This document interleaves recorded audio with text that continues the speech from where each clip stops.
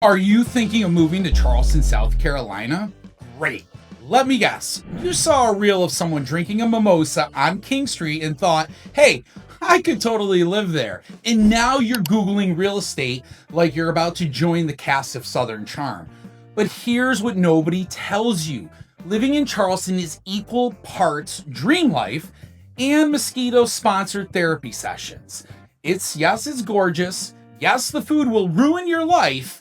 But if you don't know what you're doing, this city will politely destroy you with charm and then charge you a coastal insurance premium just to cover it. So before you end up buying a $900,000 beach bungalow that floods whenever the Atlantic gets a little bit of extra water, let me give you 8 brutally honest pro tips that'll save your wallet, your sanity, and probably your flip-flops.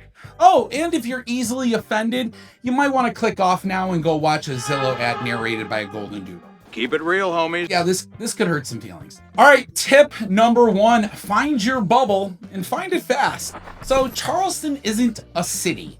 It's literally a jigsaw puzzle of little sub-cities that all think they're just a little bit better than each other. Pick the wrong one and you'll end up living in passive-aggressive suburbia purgatory. This is no joke.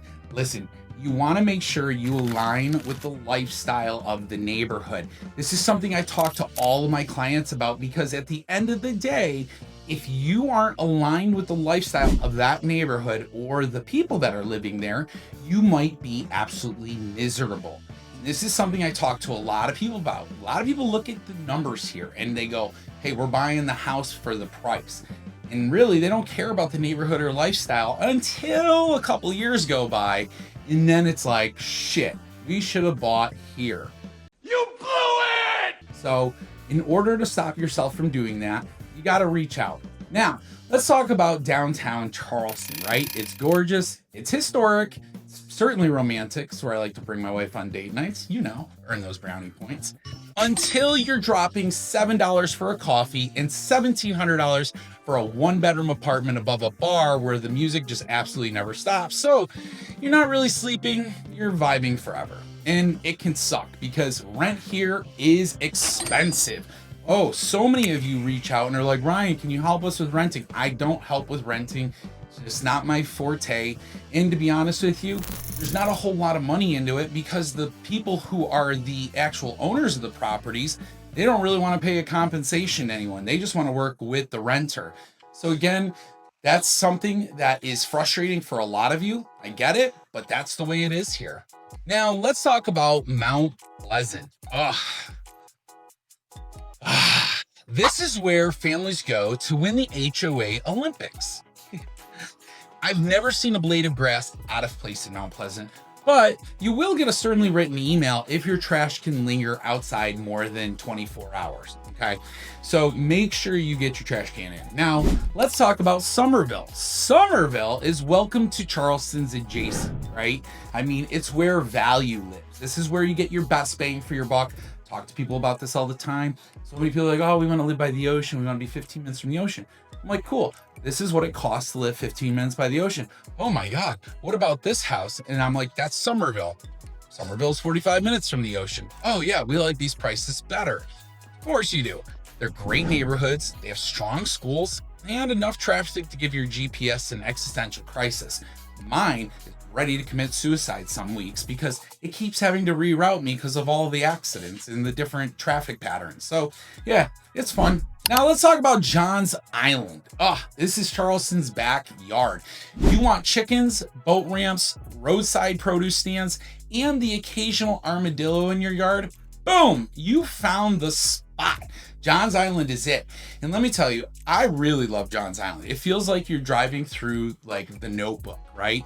The old oak trees, the beautiful plantations. I mean, the water views. It doesn't get better than Johns Island, in my opinion, right? And I like Mount Pleasant too. So, you know, there's that. Now let's talk about James Island. In James Island, it's like the cool kid without trying to be cool, right? Just lay back, chilling, hanging out, not bothering anyone, close enough to downtown, and the people can parallel park with one beer in one hand. So there's that. And you also are very close to Folly Beach on James Island. And this is something that attracts me because my family and I absolutely love Folly Beach. So I always see, you know, the real estate all the time driving through James Island, and I'm always like, man, oh man, you know, it's beautiful and you get a little bit more space. So for Charleston, it checks a lot of boxes for people. Drop your vibe in the comments. Where do you think you belong in Charleston? And then prepare to be told you're wrong by someone who lives here. So there's that. Because I'm going to tell you directly to your face. No. All right, guys, moving on. Tip number 2, flood zones aren't suggestions. So look, flood zones are a real thing in Charleston. They aren't like a warning label on shampoo bottles. No, they're not optional. Listen, flooding can happen here, and it will happen, and it's going to continue to happen. So the whole thing is to be prepared. You know, storms here, they're the real deal. There are prophecies, okay? People have talked about storm people. No, I'm just kidding. I'm just kidding. What I'm saying is it's a real thing here, and you just want to make sure you have someone looking out for your best interest. Because if the listing says flood insurance not required, but the driveway has a water line and the neighbor owns a canoe, and well, guess what? You're in a flood zone. Spiritually, if not legally. But a beautiful part of being downtown is the historic charm.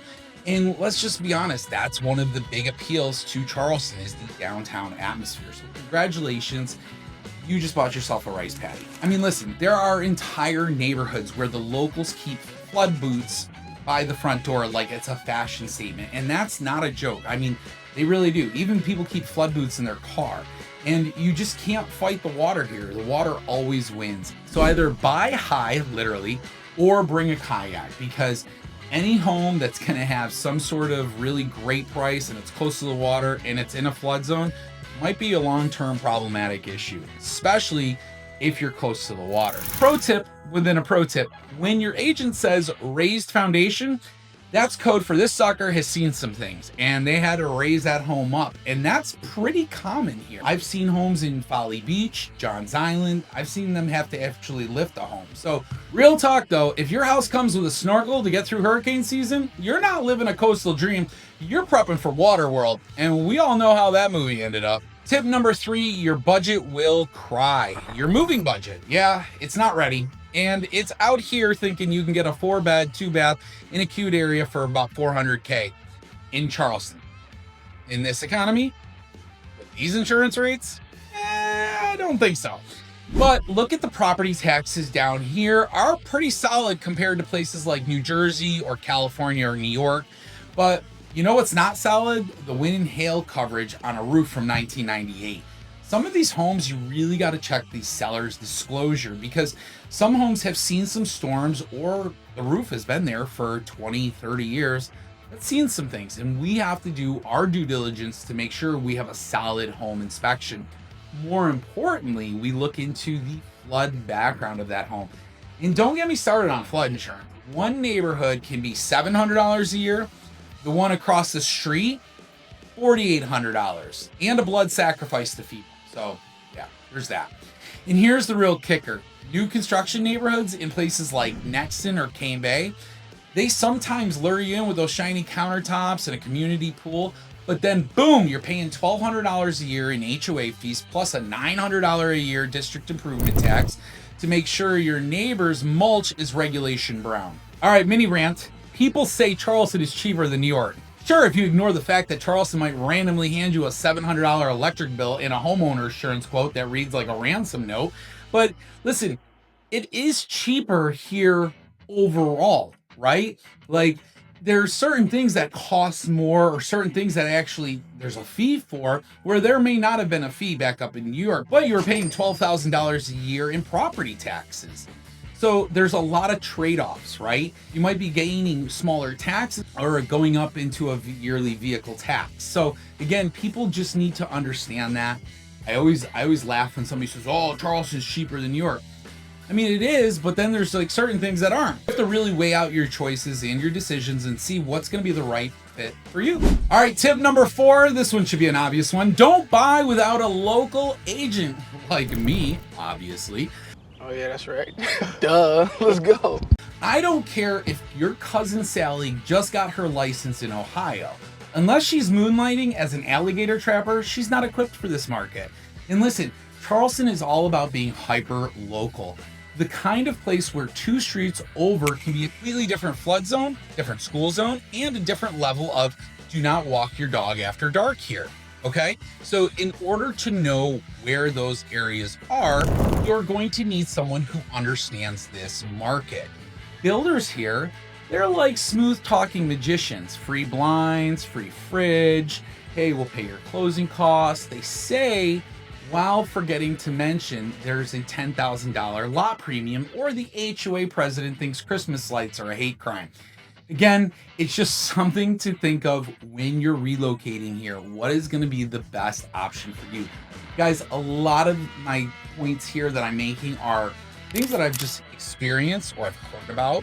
And I got to tell you, there's a lot of really great neighborhoods here. And then there's some neighborhoods you're just kind of like, unless I'm okay with that, I don't want to live there, you know? So local agents know which neighborhoods are growing and which ones are about to get boxed in by traffic, sketchy development, or maybe, hey, surprise landfill. You just never know. But bonus though, I'm gonna tell you when a house smells like a cover-up. Online photos don't tell you that. My nose does. All right, tip number 5, you're gonna need a truck or a friend with one. Get yourself a friend with a truck. Charleston is not walkable. I don't care what yoga influencer friend says. It's 90 degrees out, girl, 100% humidity, and your legs are just not ready for that. I mean, grocery runs turn into logistics missions. Going to Costco, you better be able to haul a case of LaCroix and a beach umbrella and 2 kayaks just in case they have a good price on them. Because that's the way it is here. I find myself going to Costco and going, good thing I brought the truck. Didn't want to come here with the car. Came with the car, wouldn't have been able to get all these sweet things. So again, keep that in mind. Now, beach days are going to require gear. In light gear, we have things like chairs, coolers, got to have a Yeti cooler, got to bring your tents. So we have a Cool Cabanas tent that we bring. You want your wagon because, and again, sand approved wagon wheels. Don't screw that up. Don't get a regular wagon with small wheels. You will hate your life. And if your vehicle can't handle all of that, the beach is just going to humble you and teach you why you should have gotten a truck. And a lot of people do end up buying a truck here. Savage tip though, if you move here with a Prius and no beach parking plan, you're going to cry in a parking lot and it will be hot and someone will record it and put it on the internet and hopefully tag me so that we can all make fun of you together. All right, tip number 6, research the schools like you're joining the CIA. Yeah, Charleston schools can be excellent, but they can also be historic in all the wrong ways. And the school zones aren't logical. They're like someone blindfolded a map and started throwing darts and added numbers. Congrats to you living on the nice side of the street, but your school, guess what? 25 minutes away and has a reputation for creative discipline. And don't assume that all private schools solve the problem, because they really don't. There are wait lists. There are teachers who transfer over from the public schools and may not be vetted as well. And to be honest with you, some of these schools have tougher acceptance rates than Ivy League colleges. I'm kind of going through this problem myself right now. I'm trying to get my daughter into a private school, and you would think that, have trying for the last 2 years that we'd finally maybe get her in. Nope. Nothing for you. And I've even tried to offer snacks, and that pisses me off because I'll tell you what, everyone should love some snacks. So snacks didn't work. You got any ideas, let me know. But if you're moving with kids, this really needs to be your first step, not your last. Planning out schools is super important. And if you're moving here, I'm sure, and you got kids, I'm sure that's even more important, the school portion. So otherwise, you're just going to end up paying for private school. And then once they're out of private school, then you're going to pay for therapy for yourself, because private probably costs like $8,000 a semester. So, Man, that's crazy. Here's some Ryan's real advice though. Before you even pick out your favorite backsplash in a listing, ask me, your favorite agent, for the different schools that home is zoned for, because you want to make sure you're not making a mistake or the listing agent put the correct information in. Generally they do, but sometimes they don't, or they won't because they know, Yeah, All right, moving on. Tip number 7. So utility bills are a hidden boss battle, and boy, oh boy, aren't they. You think you know heat, No, Charleston heat is like living in someone's mouth. A sweaty, slow 97-degree day. Ugh, God. You will run your AC until it begs for mercy, and then you're gonna slap it on with a second unit. That's what we did. Just had to replace our AC. That was fun. And July through September, well, that's not summer. That's a survival trial. And let me tell you, it gets hot. I mean, July, August is rough. And right now it's about 115. It's 99 degrees out, but with the humidity and everything, it feels like 115. So when you look at when you look at the little thermometer in your car and it says 115, it's not lying. It's 115. So again, just keep that in mind. And that's probably why I'm sweating right now. Utility costs are going to go up in those summer months. You just have to be aware of that. Your electric bill will look like your rent did back home. So, there's something to be aware of. And don't forget water. You're paying for that too, especially when your kids think the hose is a theme park.